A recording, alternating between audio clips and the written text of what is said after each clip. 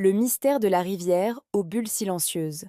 Dans une forêt ancienne où les arbres se souvenaient de tout, coulait la rivière Émeraude. Elle était célèbre pour deux choses. Son eau était si claire qu'on pouvait voir les pierres du fond, et elle était toujours pleine de bulles joyeuses qui montaient à la surface en faisant ploc ploc ploc. Ces bulles étaient la voix de la rivière.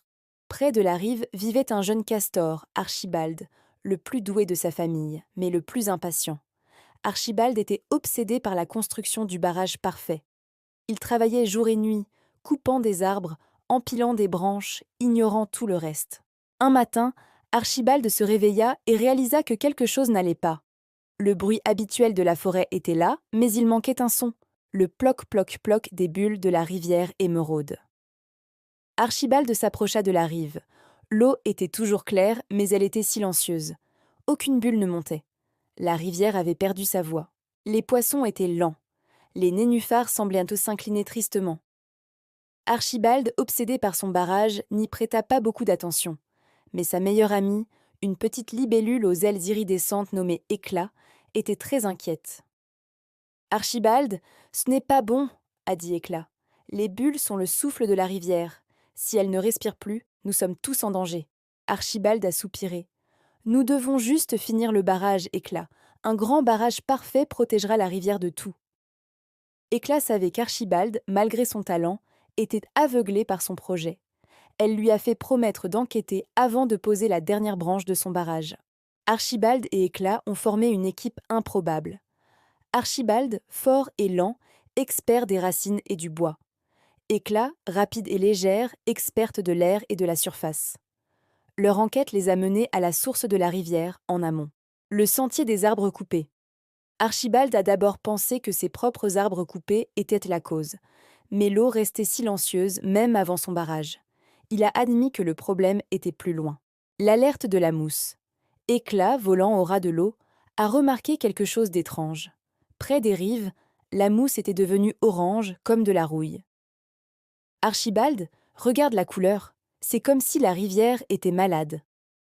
Archibald a nagé vers la mousse. Il a vu que la mousse orange recouvrait une partie du lit de la rivière et rendait le sol glissant. Ils ont continué de remonter jusqu'à arriver près de la grande friche, une zone que les animaux évitaient. Là, le mystère s'est éclairci. Ils ont découvert que la rivière ne s'arrêtait pas. Elle passait sous une section de forêt transformée en chantier abandonné. Au milieu de l'ancien chantier, une énorme et vieille cuve en métal était tombée il y a longtemps, se remplissant de terre et de pluie. Elle était si lourde qu'elle s'était enfoncée dans la rive, obstruant le passage de l'eau souterraine. L'eau de la rivière Émeraude, sous la surface, ne pouvait plus remonter ses bulles d'oxygène à cause de cette cuve. Le silence de la rivière n'était pas un choix, c'était une suffocation. Archibald a regardé la cuve. Elle était beaucoup trop lourde pour un seul castor. Il a regardé la rivière silencieuse. Il a compris que la vraie perfection n'était pas dans un barrage, mais dans la santé de son environnement. Archibald est retourné à son barrage. Il n'a pas mis la dernière branche. Au lieu de cela, il a convoqué toute la colonie de castors, et même les loutres et les hérons. Il a dit « Oubliez la construction, la rivière a besoin de nous. Nous devons la libérer de l'obstruction du métal. » Archibald, grâce à sa force, a organisé l'équipe. Éclat, la libellule, a servi de guide aérien, coordonnant les efforts. Ils ont travaillé ensemble. Les castors ont creusé sous la cuve. Les loutres ont tiré sur les vieux câbles. Les hérons ont enlevé les roches. Crac! Avec un grand bruit humide, la vieille cuve est tombée sur le côté. L'eau, libérée de son poids, a commencé à couler plus vite. Et soudain, le silence a été brisé par un son que personne n'avait entendu depuis des jours. Ploc, ploc, ploc, ploc, ploc, ploc.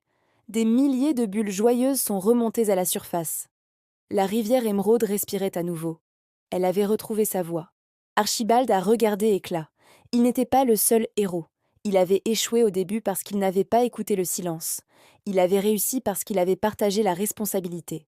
Le grand barrage parfait n'a jamais été construit.